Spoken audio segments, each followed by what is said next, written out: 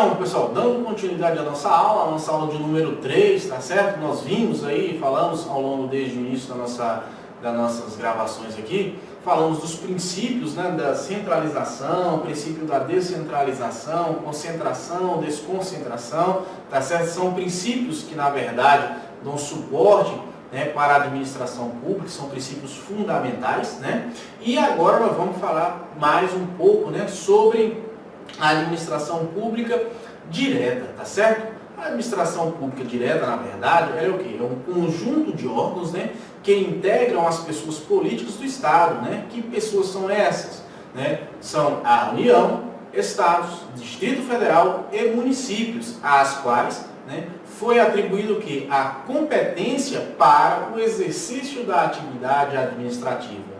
Via Constituição Federal, foi atribuído às pessoas políticas do Estado no sentido lato, como nós vimos, os 4 entes da Federação, Estado, União, Distrito Federal e município, né, a competência para poder exercer essa atividade administrativa. De forma o quê? De forma centralizada, de forma uníssona, tá certo? Então, portanto, memorizem que a administração pública direta é o conjunto de órgãos que integram o quê? As pessoas políticas Estado, União, Distrito Federal, município e municípios, tá bom? A quem foi atribuído aí a competência, na verdade, para poder fazer o quê? Para poder exercer essa atividade administrativa. Vamos lá. O princípio, como nós vimos, da centralização é inerente ao quê? À administração direta, tá bom?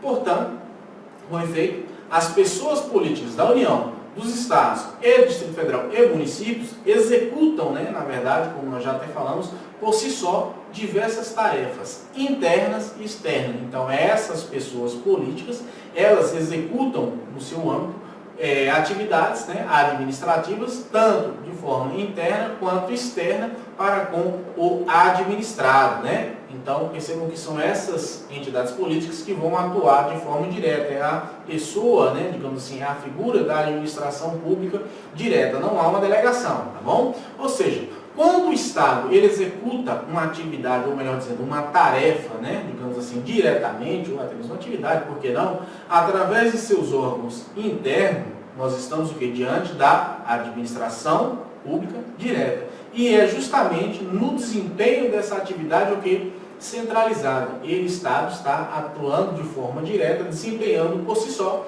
uma determinada atividade ou um determinado serviço público, né? Na esfera federal, nós temos a administração pública direta, né, na figura de quem? Do Poder Executivo, que é composta, nessa administração pública direta, por quem? Pela Presidência da República e pelos seus ministérios, né? Nós sabemos que a Presidência da República é o órgão superior, né, do Poder Executivo, tá certo? É onde se situa o quê? O Presidente da República, né? Ou seja, é o chefe da administração pública no âmbito federal, com base aonde? No artigo 84, inciso 2º da Constituição Federal, tá bom? Então nós temos nela, na verdade, na Presidência da República, né, se agregam o quê? Vários órgãos, né, que são tidos como o quê? Como essenciais. Nós temos a figura da Casa Civil, nós temos a figura da Advocacia Geral da União, nós temos aí a figura do Conselho da República e da Defesa Nacional, tá bom? Tudo isso agregado ou em anexo aí à Presidência da República, tá bom? E além desses órgãos que são integrantes aí da República, da Presidência da República, nós ainda temos a figura de quem? Dos ministérios, né? E os ministérios são órgãos encarregados da execução e da função de quem? Administrativa de cada qual área específica. Cada um atua na sua área específica, né? Eu citei para vocês que isso visa o quê? Justamente especificar, ou melhor dizendo, especializar-se na prestação do serviço para a população, para o administrado, tá bom? Então, o Ministério da Saúde, nós temos o Ministério da Justiça, nós temos o Ministério do Transporte, Educação, enfim.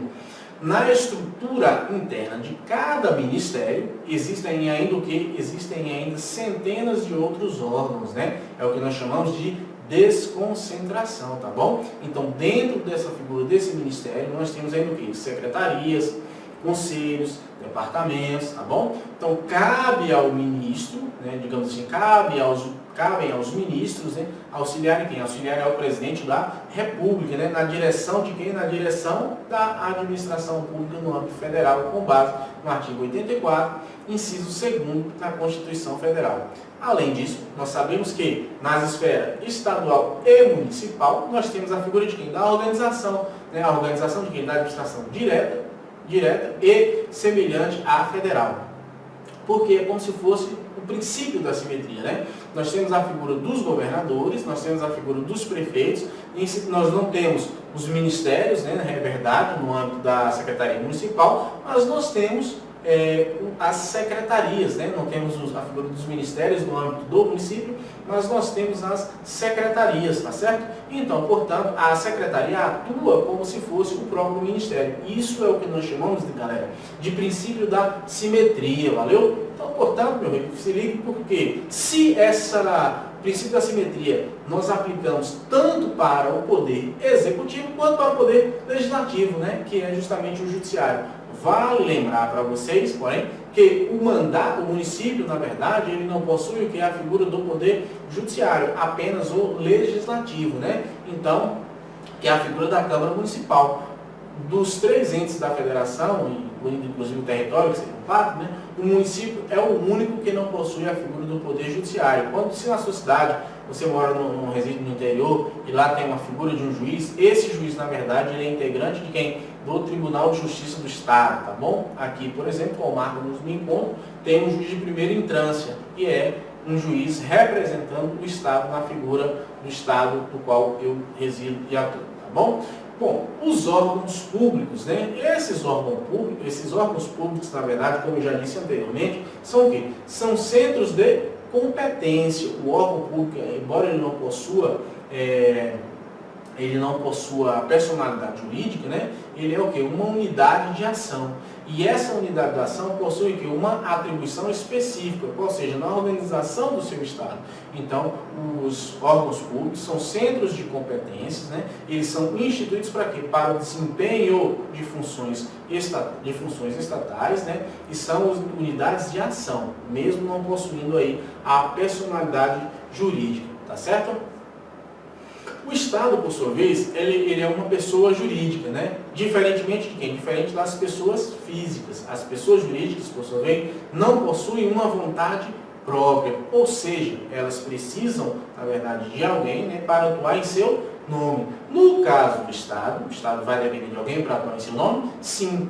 Esse alguém, na verdade, quem é? São as pessoas físicas. E quem são essas pessoas físicas, né? Que irão integrar, digamos assim, o Estado? São seus agentes, né? São seus agentes públicos. Então, perceba que o Estado, por ser uma pessoa jurídica, uma personalidade jurídica, ele depende de alguém para atuar em seu nome, né? Uma pessoa física, e que, na verdade, essas pessoas que irão atuar em nome do Estado são seus agentes públicos, tá bom? Pois bem, diversas, né? Na verdade, diante dessa necessidade, né?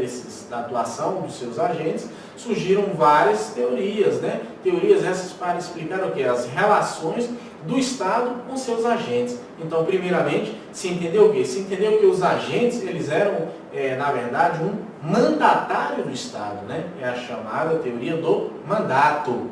A teoria do mandato se refere à figura dos agentes, que seriam os seus agentes públicos, né? Eram os seus mandatários, tá bom?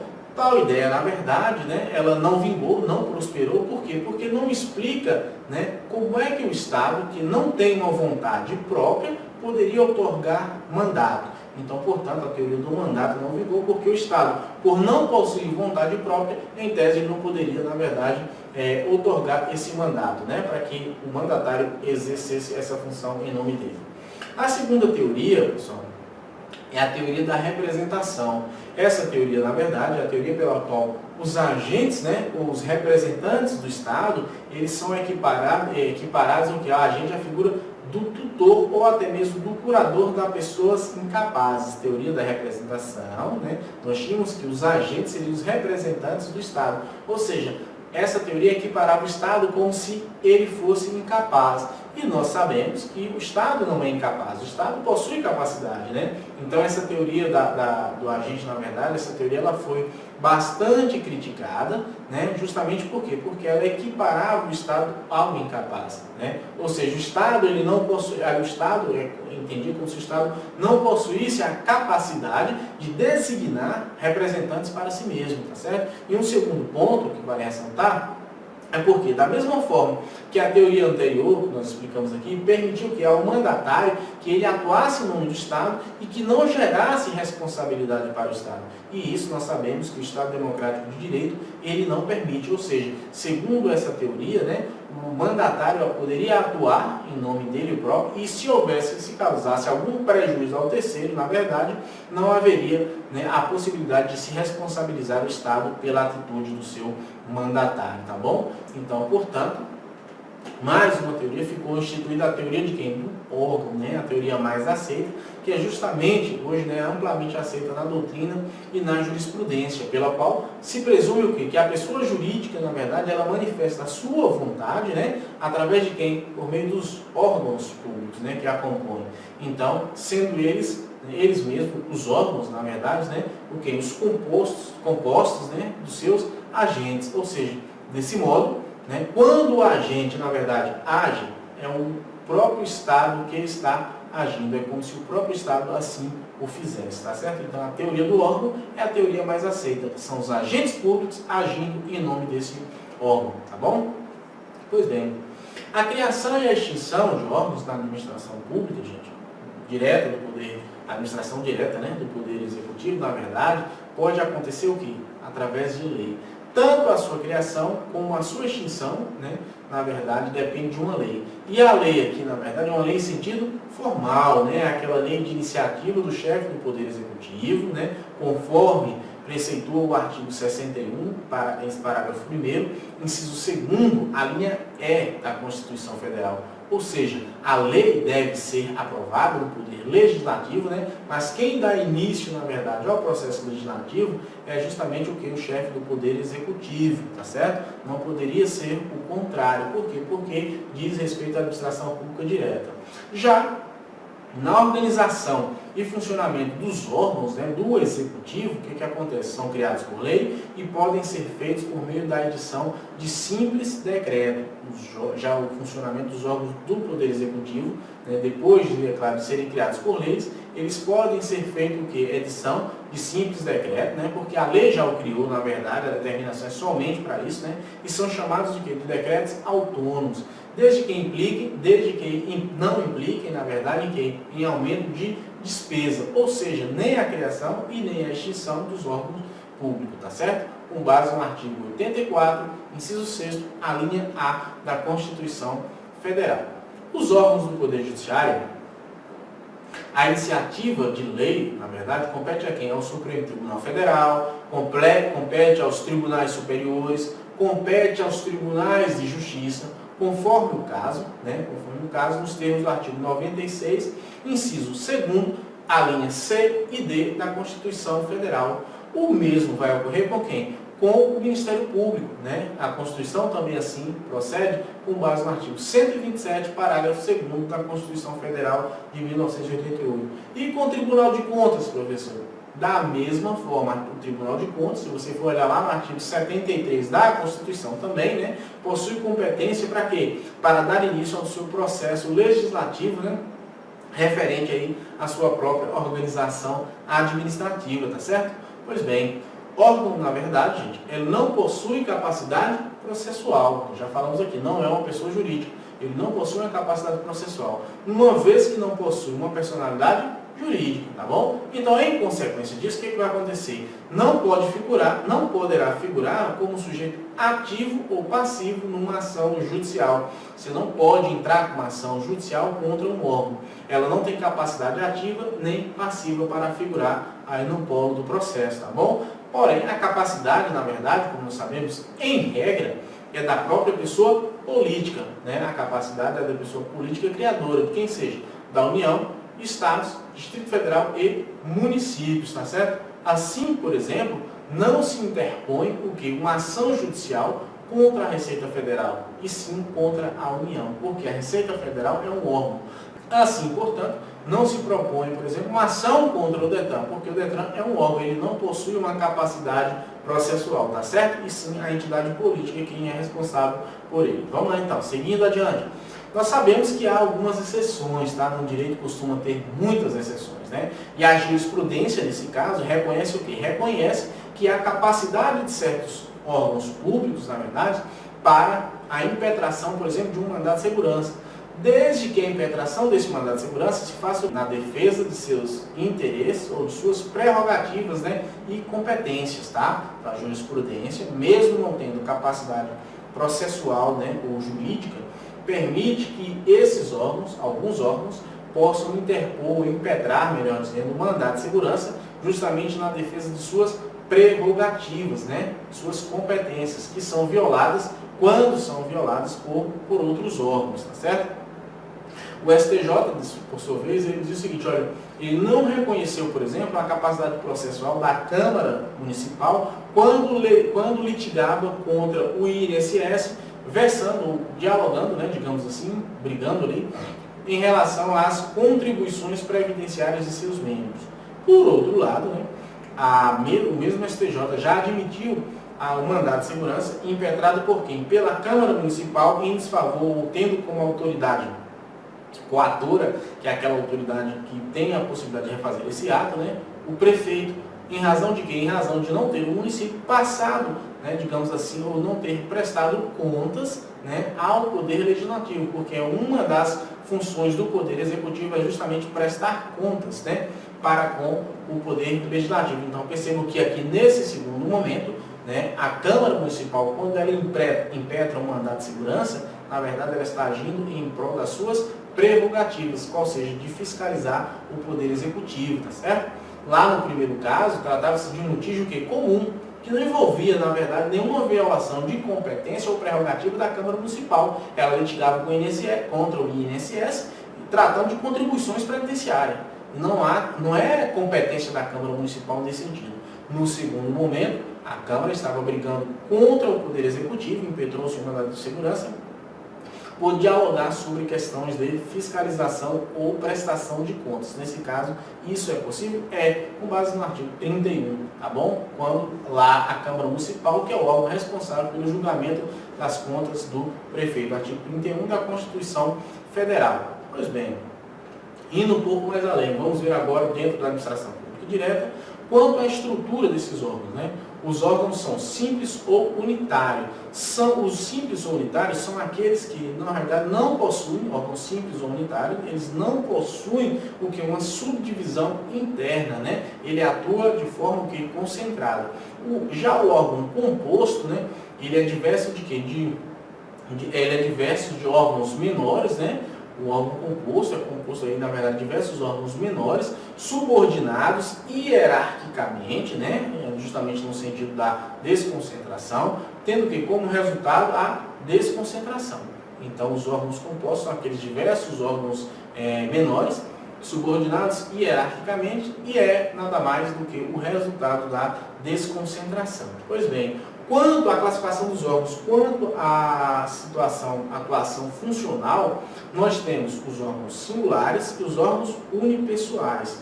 Esses órgãos, na verdade, são aqueles cujas decisões, né, dependem da atuação isolada de um único agente. Né? Os órgãos unipessoais são aqueles que dependem de uma atuação isolada de um único agente, né? Ou seja, do seu chefe e representante. Por outro lado, os órgãos colegiados, na verdade, o que acontece? Ou pluripessoais, né, são aqueles em que cuja atuação e decisões, na verdade, são tomadas pelas manifestações de conjunto de seus membros. Nos órgãos pluripessoais, né, há aquelas decisões, né, que são aqueles órgãos cujas decisões são tomadas por uma manifestação conjunta, né, em conjunto de seus membros. Tá bom? Vamos lá. Quanto à posição estatal, são órgãos independentes, tá certo? São aqueles previstos diretamente na Constituição, os órgãos independentes, né, da Constituição Federal, representando o quê? Os poderes, né, não sendo subordinados o quê? Hierarquicamente a nenhum outro órgão. né? Então, quanto à posição estatal, os órgãos independentes são aqueles que estão previstos diretamente na Constituição Federal, representando que os três poderes, né? E que, na verdade, não são subordinados aí, hierarquicamente a nenhum outro órgão. Os órgãos autônomos, na verdade, são aqueles que se situam na cúpula, né, da administração pública, ou seja, logo abaixo aí dos órgãos independentes. Auxiliando quem? Auxiliando diretamente, os órgãos independentes. Possuem uma ampla autonomia administrativa, financeira, é claro, e técnica também, né, mas não uma independência. Esses são os órgãos, na verdade, os órgãos autônomos, tá bom? Quanto à posição estatal, nós temos ainda a figura de quem? Os órgãos subalternos, né? Órgãos subalternos são todos aqueles que exercem atribuições de mera execução. Subalterno da ideia aqui de submissão, né? Com reduzido o quê? Com reduzido poder de decisão. Ele está sempre subordinado a vários níveis hierárquicos superiores, tá bom? Vamos citar como exemplo aqui quem? As seções de expediente, como eu falei para vocês, pessoal, de material, tá certo? Ou seja, são órgãos aí que possuem uma mera execução, tá bom? Os órgãos burocráticos, né? Órgãos burocráticos são aqueles que estão a cargo de quem? De uma só pessoa física ou de várias pessoas ordenadas, né?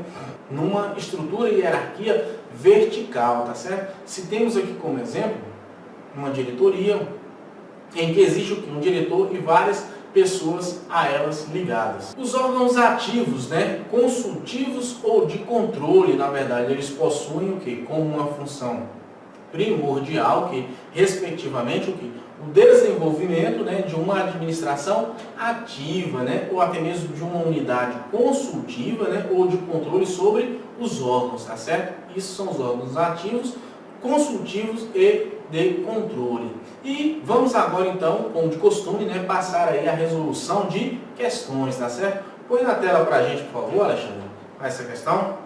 Vamos lá então. CESP TJ 2013, né? Deixa eu só colocar aqui a caneta. Pronto. Os órgãos públicos classificam-se quanto à estrutura em órgãos singulares, formados por um único agente, e coletivos, integrados por mais de um agente ou órgão. Traz para mim, Chico. Essa questão, na verdade, galera, ela está errada. Por quê? Primeiro porque, quanto à estrutura, os órgãos públicos, na verdade, eles se classificam em simples e compostos. Os simples, eles não possuem subdivisões. Já os órgãos compostos são aqueles que possuem divisões, tá certo? Órgãos singulares, por sua vez, e coletivo, refere o quê? Refere à classificação quanto à atuação funcional, né? Então, o outro erro aí, na verdade, o que acontece? São justamente que os órgãos singulares, né, eles são aqueles cujas decisões são tomadas, né, por um único agente, e não necessariamente formados por um único agente. Tá certo? Então, assim, a Presidência da República, por exemplo, é um órgão singular. Por quê? Porque suas decisões, elas são tomadas pelo Presidente da República. No entanto, né, a Presidência da República possui o quê? Possui vários servidores, né, em seus quadros. Então, nesse caso específico, o gabarito é errado, tá bom? Vamos embora então. Põe na tela novamente a questão, Alexandre. A atuação do órgão público é imputada à pessoa jurídica a que esse órgão pertence. Traz para mim. Vejam lá, galera, a questão está o quê? Está correta. Por quê? Porque o órgão público, na verdade, não possui personalidade jurídica. Nós batemos isso aqui o tempo todo. Ele, na verdade, é apenas o quê? É apenas uma extensão da entidade que o criou. Assim, todas as manifestações de vontade são concretizadas por quem? Pela atuação dos agentes públicos, né? São considerados como da própria pessoa jurídica mãe. Então, portanto, o gabarito é certo, tá bom? Então, vamos lá para a próxima questão. Os ministérios e as secretarias de Estado são considerados, quanto à estrutura, órgãos públicos compostos. Traz para cá, Alexandre. Veja só o seguinte, nessa questão está correto. Por quê? Porque os órgãos públicos compostos, eles são aqueles que se subdividem em vários órgãos que eles são subordinados hierarquicamente. Os ministérios e as secretarias, por exemplo, de Estado, são órgãos o quê? São órgãos compostos. Por quê? Porque eles se subdividem em departamentos, em conselhos, em gabinetes, e por aí vai. Os órgãos compostos, na verdade, eles contrapõem ao quem? Aos órgãos simples ou unitários. Portanto, que não possuem o que? As subdivisões, né? Ou seja, dentro da sua estrutura interna, não possui essas subdivisões. Então, o gabarito é certo, essa questão está correta, tá bom? Vejamos agora a próxima questão. A Secretaria de Estado da Saúde do Distrito Federal compõe a estrutura da administração indireta. Para cá, Xande. Veja bem, gente, nesse caso, a questão está errada. Errada por quê? Porque, na verdade, a Secretaria, ela integra a administração pública direta, tá certo? Ela é um órgão do Poder Executivo. Então, portanto, ele é desprovido de uma personalidade jurídica própria, né? E compõe o que? A estrutura da administração pública direta e não uma estrutura da administração pública indireta. Então, portanto, a afirmativa está errada, tá certo? Bom, gente, ficamos por aqui, né? Essa foi aí a nossa terceira aula, na verdade, né? E, assim, espero que estejam gostando do nosso curso. Estamos avançando e, na verdade, a gente pode perceber que já vimos aí, né, praticamente o tópico 1 e 2 do nosso curso, né, do que de fato está no edital e, sobretudo, trabalhando essas questões para que vocês possam, né, cada vez mais irem aprimorando e aprofundando o conhecimento de vocês, tá? É só através das questões, falta pouco, na verdade o edital saiu, já está na praça, né, já fiz essa comparativo e tudo que está aqui está atualizado com o que irá cair na sua prova. Eu tenho certeza que você assistindo às aulas direitinho, resolvendo questões, lá no dia você vai acertar, tá bom? Vejo vocês então na nossa próxima aula. Forte abraço, valeu!